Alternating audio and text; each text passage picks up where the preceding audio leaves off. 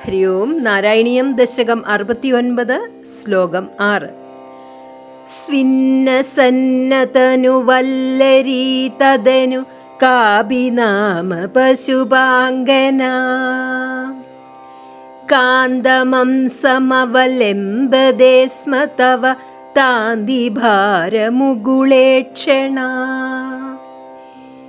കാജിദാചലിത കുന്തളാനവ പടീരസാരഘന സൗരഭം വഞ്ജനേന തവ സംജുചുംബ ഭുജമഞ്ജിതോരുപുളകാങ്കുരാ.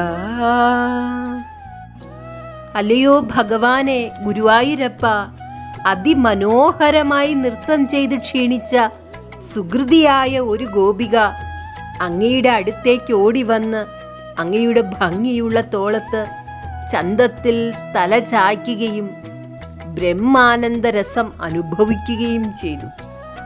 മറ്റൊരാൾ ചന്ദനച്ചാറിൻ്റെ ഗന്ധമുള്ള അങ്ങയുടെ കൈത്തണ്ടയിൽ തല ചായ്ക്കുക എന്ന വ്യാജേന ചുംബിച്ച് പരമാനന്ദരസം നുകർന്നു.